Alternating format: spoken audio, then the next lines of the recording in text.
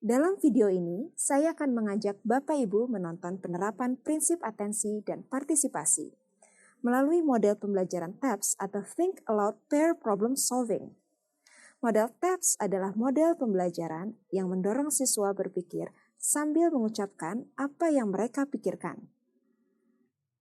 Tujuan dari model TAPS ini adalah meningkatkan kemampuan berpikir kritis siswa dengan mengidentifikasi kesalahan dari penjelasan partnernya. Dalam model pembelajaran ini, siswa akan dikelompokkan secara berpasangan. Ada yang menjadi pemecah masalah dan ada yang menjadi pendengar. Pemecah masalah bertugas untuk memecahkan masalah sambil menjelaskan alur pemikirannya kepada partner. Sedangkan pendengar bertugas untuk mendengarkan penjelasan si pemecah masalah, menulis kata kunci dari penjelasan yang dikemukakan dan meminta klarifikasi. Namun pendengar tidak diperbolehkan memberikan solusi. Setelah menyelesaikan satu masalah, siswa akan berganti peran untuk menyelesaikan masalah selanjutnya. Di akhir pembelajaran, siswa diminta untuk mempresentasikan poin-poin pembelajaran yang didapatnya hari itu. Oke, selamat pagi anak-anak. Pagi. Apa kabar? Baik. Ya, minggu kemarin kita sudah belajar tentang sel. Nah, untuk pertemuan kali ini kita akan berdiskusi dengan metode TAPS. Nah, apa itu TAPS? Jadi nanti Kak Ining akan membagi kalian menjadi 3 kelompok. Yang satu kelompoknya itu ada 2 orang. Ini satu kelompok, 2 orang, A dan B. Di mana untuk yang A, pertama nanti Kak Ining akan ngasih suatu problem atau masalah yang nantinya akan dipecahkan oleh si A. Si A akan memecahkan suatu masalah dan akan memberikan opini terhadap masalah tersebut dan menyampaikannya kepada si B. Nah, si B akan mendengarkan apa saja informasi yang akan diberikan oleh si A. Kemudian, itu untuk yang pertama. Yang kedua, gantian. Kak Ining akan memberikan satu masalah juga yang berbeda dengan yang si A tadi. Kemudian si B akan memecahkan suatu masalah dan akan memberikan opininya kepada si A. Dan si A akan menjadi pendengar. Jadi nanti gantian. Setelah itu, nanti kedua orang tersebut akan presentasi di depan kelas dan akan kita diskusikan bersama-sama. Oke, setelah Kak Ining tadi jelaskan tentang prosedur bagaimana kita berdiskusi di TAPS, sekarang kita akan bagi kelompok 2 orang.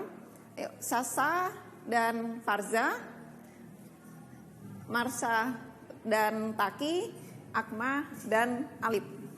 Oke, setelah terbentuk kelompok, kali ini Kak Ining akan membagi siapa yang sebagai pembicara dan siapa sebagai pendengar. Kelompok ini pembicaranya Alip, kelompok ini pembicaranya Farza, kelompok ini pembicaranya Taki. Yang sebagai pendengar, Akma, Rasya, dan Sasha. Oke, pertama yang pembicara dulu. Kalian tulis dulu permasalahan yang Kak Ining sampaikan. Permasalahannya yaitu bagaimana jika suatu sel hewan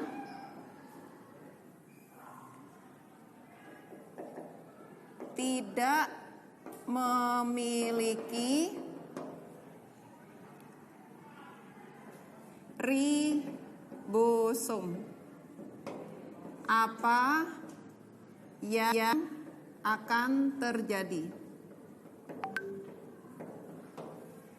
Oke, setelah ditulis, kalian mencoba untuk mencari di internet atau di buku dulu. Fungsi dari ribosom dulu itu apa? Kemudian seandainya si ribosom ini tidak ada atau rusak, ada tetapi rusak, apa yang akan terjadi pada sel tersebut?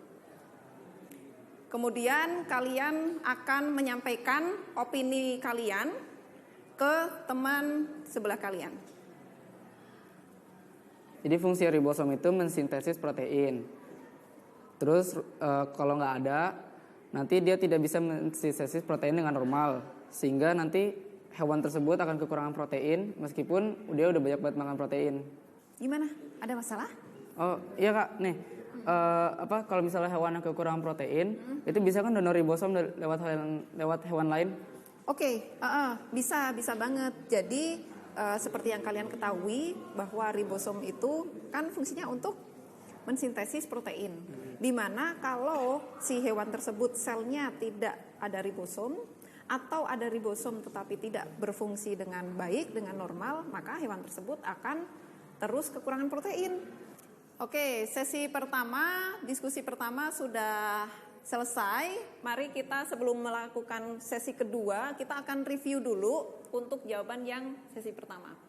Bagaimana jika suatu sel hewan tidak memiliki ribosom atau ribosomnya itu tidak berfungsi dengan normal? Nah, seperti yang kalian ketahui, fungsi ribosom sendiri itu apa? Fungsi ribosom? Mensintesis protein. Untuk mensintesis protein. Nah, seandainya ribosomnya nggak ada, apa yang akan terjadi? Berarti hewannya kekurangan protein. Ya, benar sekali. Maka hewan tersebut akan kekurangan protein. Nah, tadi ada yang bertanya, terus kalau hewannya kekurangan protein, penanggulangannya apa? Salah satunya itu dengan donor ribosom dari hewan lain. Oke, untuk bagian kedua atau masalah kedua, nanti gantian yang tadi sebagai pendengar, sekarang kalian tulis untuk masalah yang kedua. Ya. Yaitu kalau yang tadi yang hewan, sekarang masalahnya yang untuk tumbuhan. Tumbuhan tidak memiliki membran sel, tetapi memiliki dinding sel. Nah, ini pernyataannya dulu. Kemudian pertanyaannya atau masalahnya, jika suatu tumbuhan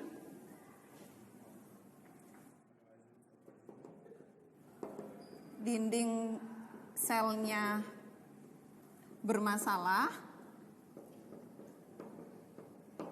apa yang akan terjadi pada tumbuhan tersebut?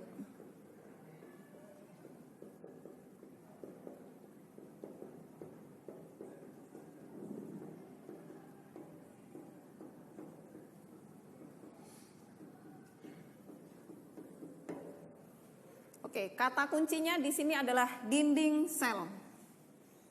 Kalian cari tahu dulu apa itu dinding sel, fungsinya untuk apa, dan manfaat terhadap tumbuhan tersebut apa. Nah, seandainya dinding sel di tumbuhan tersebut bermasalah, apa yang terjadi pada tumbuhan tersebut? Oke, untuk masalah yang kedua, gantian. Sekarang Rasya sebagai pembicara untuk masalah kedua, sedangkan Farzia sebagai pendengar. Jadi fungsi dinding sel di dalam tumbuhan itu untuk memperkokoh dan membentuk sel, biar bentuk itu tetap. Nah, kalau misalnya di tumbuhan itu dia nggak punya dinding sel, nah berarti nanti tumbuhan itu nggak bisa berdiri kokoh, terus juga bentuknya gampang rapuh dan rusak. Oke, untuk masalah yang kedua ini kita akan review sebentar. Jika tumbuhan itu dinding selnya bermasalah, apa yang akan terjadi? Seperti yang kita ketahui bahwa fungsi dari dinding sel bagi sel tumbuhan yaitu memperkokoh tumbuhan itu sendiri dan memberi bentuk yang utuh terhadap sel tumbuhan. Sehingga sel tumbuhan itu akan berdiri dengan kokoh, dengan tegak, gitu kan. Itu yang membedakan antara sel tumbuhan dengan sel hewan. Kalau dinding sel itu bermasalah, otomatis si tumbuhan tersebut akan mudah rapuh dan tidak akan berdiri tegak. Seperti itu. Ada masukan mungkin atau ada pertanyaan? Nggak ada? Oke, sekarang kita akan mendengarkan presentasi dari salah satu kelompok, dari kelompok 2, Farza dan Rasya, bisa maju ke depan. Oke, kami dari kelompok 2 ingin mempresentasikan tentang 2 soal di depan. Oke, jadi dari pertanyaan nomor 1, bagaimana jika nanti suatu sel hewan tidak memiliki ribosom? Apa yang akan terjadi? Pertama kita harus tahu fungsinya dulu. Fungsinya itu mensintesis protein. Nah, kalau rusak, hewan itu nggak bisa mensintesis dengan normal. Lalu hewan tersebut akan selalu kekurangan protein meskipun sudah banyak makan protein. Nah, untuk pertanyaan yang nomor 2, di sini ada pernyataan katanya tumbuhan tidak memiliki membran sel, tetapi tumbuhan itu memiliki dinding sel. Nah, pertanyaannya, jika suatu tumbuhan dinding selnya bermasalah, nah berarti fungsi dari dinding sel sendiri itu pertama untuk memperkokoh dan membentuk sel agar bentuknya itu tetap. Nah, kalau misalnya dinding selnya bermasalah, berarti tumbuhannya itu akan cepat rusak dan gampang rapuh.